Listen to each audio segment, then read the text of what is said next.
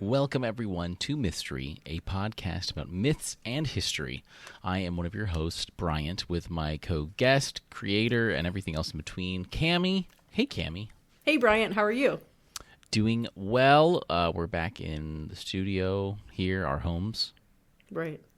The corner of our house that we've carved for this personal project that we have to talk about myths and stuff like that, right? Exactly. So we've been on a bit of a roll on Greco-Roman, and we're going to continue that roll. But this one's really fun because I don't think a lot of people really know, and she definitely kind of gets discredited. But we're going to talk about the true moon goddess of Greek mythology. She's known as Selene in Greek, or it'd be like Selene, but we'll just say Selene. Sure. Or the Roman Luna, as she's kind of better known. And we recently talked about, we had a great episode a few weeks ago, a couple months ago now, on Artemis. That was a lot of fun. She's a fascinating character, and she's very closely associated with the sun due to being the twin brother of Apollo. Whereas I think we kind of easily, I don't know how we easily separate Apollo and Helios, but we do. I But we don't. I just think Artemis it's just and Selene. a thing where it's like you don't even think of Helios at all, you know? Very, very true. Very true. Yeah. Apollo definitely shines brighter than others. And Artemis was just kind of wild too. But yeah, we mentioned in that episode, she's not the moon goddess, but the ancient Romans kind of just sort of threw that in. But Selene or Luna is sort of the goddess of the moon, and in ways is just sort of the word for moon in both Greek and Roman, respectively. So, on the show, as we do it, we'll talk about this character, this goddess, this mythological figure. Cammy will give us a story, and then I'll lead a brief discussion afterwards, talking about some of the sources and a little bit of the things you should know about Selene. So, Cammy, take it away. Sure. So I used a couple of sources here, GreekMythology.com, Theoi.com, and then I used Wikipedia as well. Each day, as it comes to an end, and Helios retires, Nyx rides the sky and brings about the night. Hesperus, close behind, bringing with him the North Star, and Selene on her white horse illuminates the night. Having just bathed in the waters of Oceanus, she drips dew upon the earth as she rides. For all of her beauty and light, Selene's power was most coveted by the witches of Thessaly. They would gather when the Titan was most powerful and use herbs and chanting to bring Selene down from her path. Their efforts made her bleed and turned her entire surface red. From there they would call the moon down to the earth, and their ritual rewarded by harvesting her power. And so these women became so divinely powerful, they were feared by the people of all of Greece, and the populace, fearful of the pitch-dark nights, fought the witches by their own old magic. When the cult announced their ill plans, the whole of Greece would gather city by city. They chanted and stomped their feet to lend their power to the Titan so that she might find her rightful place in the night sky again. And the witches would lose possession of the moon, and her bloody body and the dripping dew would be restored to the sky again until the time for the next ritual. Very nice. I thought you were going to talk about Endymion or something. Maybe that seems like to be like one of the only things that I didn't really want big. to. I don't know why. It was just like, Sure. I don't want to do a love story. Right? Yeah, that's definitely the big thing. What's cool? So I'll start with a couple funny side stories. So Sailor Moon, the tuxedo mask, his like true like they it's weird. I Kinley's watched it, and I've kind of briefly watched it, and they recently redid the series and made it a little more modern. And anyway, they sort of take that name. Endymion is tuxedo mask, like the person she like falls in love with. Oh, okay. That's his name, and so they take some cool things from that. And of course, there's Luna and Artemis are the cats. So there's some cool like nods to the Greek mythology, and I'm glad that they use both because Artemis is extremely important. And since the ancient times, there's been an association between Selene and Artemis, so why not keep it going? Another really funny thing Kyle literally just my wife showed me this yesterday. There was a TikTok from the official Jeopardy account. And it was an older episode. I was you know what I'm talking bring about? that up, yeah. I actually saw that, and that's the only way I knew what it was, yeah. But go ahead for people that don't know. Right, yeah. So the question for someone was, what is Selenephobia? And the contestant didn't know, so they just threw out fear of Mexican pop stars. And that was wonderful because Kyle's a huge Selena fan, and we watched the movie and stuff. Rest in peace. But it was just really funny to see that, Selena. And that's it. Yeah, I like so the Greek word Selene, it would be kind of more pronounced like Selena. Okay. And I think so. She's known as that. She's also called Mene. The Greek word Mene, Mene, meant the moon, and it also meant the lunar month. So they kind of seemed interchangeable. And I imagine in modern Greek both are used. I could really easily look that up. I might in a minute, but I'm going to continue as I go. Selene is definitely not as looked at, kind of like Helios. That's a really good way of putting it. And it's for a few reasons. Like Artemis, some of the other gods, they kind of overshadow her. And also, she's one of those kind of primordial titans. She is related to Zeus. And one thing that I thought was really cool was Wikipedia talks about originally, like Proto-Indo-European language-wise, she is one of the like her name is a very clear Pie, like moon deity name, coming from an old reconstruction of May Not, where we kind of get Mene derived from. There's also like a male god form of men, Men, in Proto-Indo-European mythology. So, either way, this word is very, very, very old. The Mene word, especially. And so the word Selene comes from a Greek word meaning light, brightness, and gleam.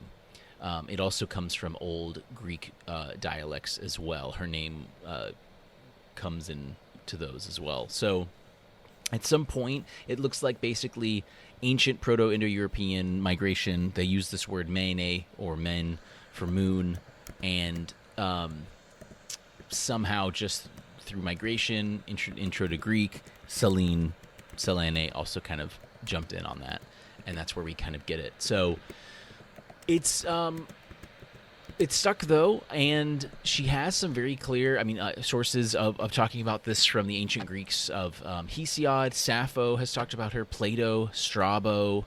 These are some of like the clear oldest written sources, literary sources that we have from like the 4th century BCE all the way back to the 8th century BCE. Homeric hymns she's mentioned in. So there's a clear references to her, her lineage, being a Titan specifically, which I kind of think we've talked about. The Titans were sort of the stars before the Olympians. Yeah. Exactly. Yeah. And they weren't, I know like a lot of times Titans are depicted as like giants, and like Hercules, Disney and stuff, but in some cases they were just like a different race of gods, and then Zeus, and then along came Zeus, and then Zeus comes in and changes things up and takes things over, and that's sort of the more modern mythology of Greek. So she is one thing I thought that was cool was she has notable kids. She is the parent of Narcissus, and also the Nemean lion comes from her. That was sort of doesn't mean like she directly birthed her, but like it's apparently the Nemean lion comes from the moon. She's the moon. Sure. There you go.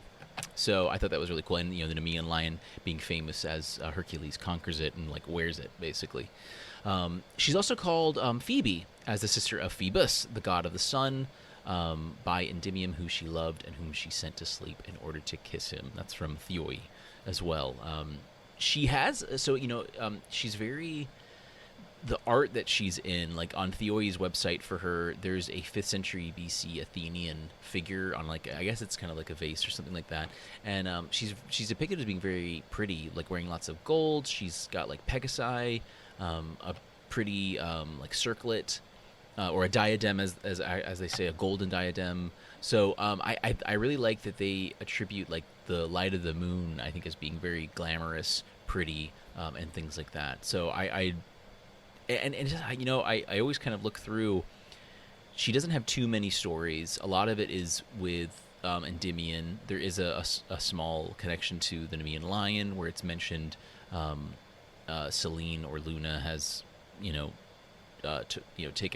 birthed or created, but she doesn't seem to have like an incredible amount of stories. Thank other you than for being pointing kind of that out. mentioned. She did not have very many stories. Right, yeah. A lot of she's mentioned a ton, because like, what stories don't mention the moon, right? Sure. So she's like involved in a lot, but it's just like, talking about the moon is one thing. But there was the cult of Selene. The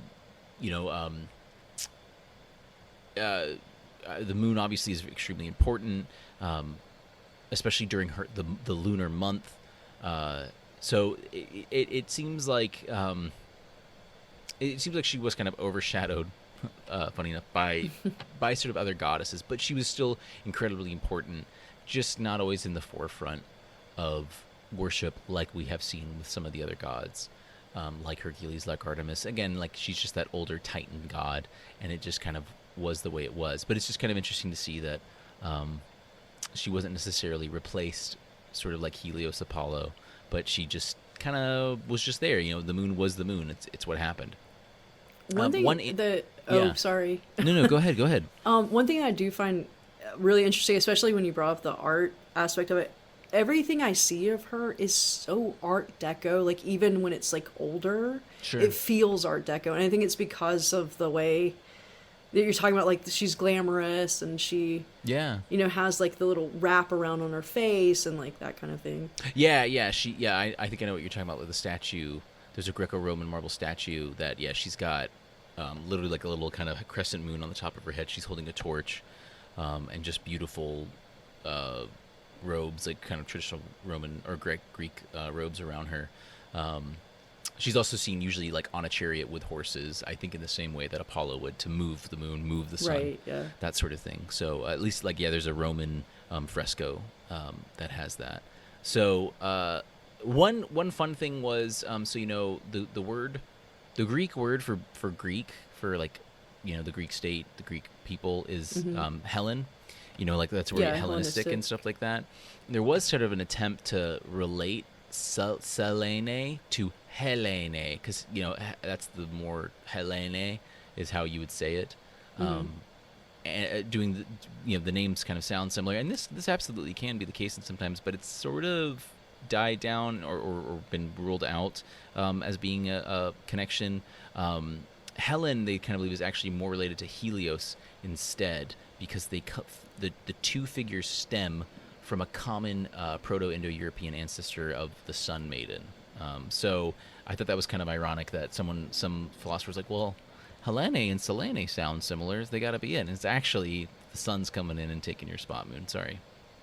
So that was kind of interesting to see. But Helen being an extremely important figure, Helen of Troy, the mother of the Greeks, sort of thing, where it comes to. So I just thought this was a really great thing to recognize.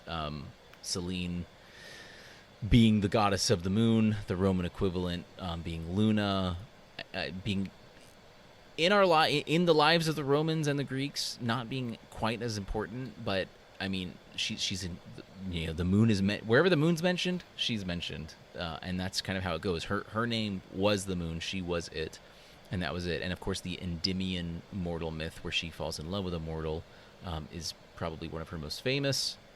And it's very reminiscent of like Sleeping Beauty, or yeah. What's the other one with the apple?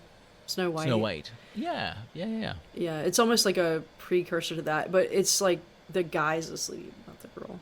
Right. Yeah. The mortal man is asleep. Yeah. So that was another interesting thing. There's a lot of it's described so that the Greek Stoic philosopher Chrysippus interpreted Selene and men, like the name for opposite the masculine form of Mene, as respectively the female and male aspects of the same god, which I thought was really interesting. That's cool. You don't see that a ton in Greek. Like, they had like a couple of things, but yeah, you see it more in like Eastern religions for sure. Yeah, like a multi. Yeah, I don't know kind of what the implications of that would. That's I think a lot way above our pay grades, Sure. but there's a lot of that just from the relations. And again, I just think it's just so old and different interpretations and things like that. I don't know if it's just like a lingual thing, because I mean, some people, did they believe the moon? Could you just talk about the moon without referring, like without thinking about it being an entity, or was it always an entity? Like was a 2000 BCE farmer, when he mentioned the moon, what was he talking about when he said Was that? it the thing that gave him light at night, or was it like an actual Did being? he look up at that? I mean, how do we moon? think of it? Cheese. It's just cheese. Right. Yeah, Just just cheese. a block of cheese in the sky. But I just thought that was interesting. So Selene is also the titan of cheese, so just so everyone knows that. Yeah. But I think that's about all I've got. It's always fun kind of talking about titans, the primordial beings.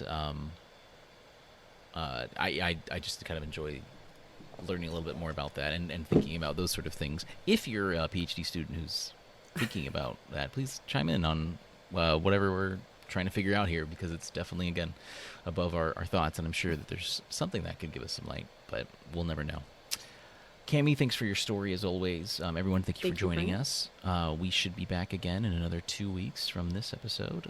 I think we've got a few more Greek stuff planned, but we'll throw in some curveballs, hit some other myths and legends, and yeah, get ready for summer.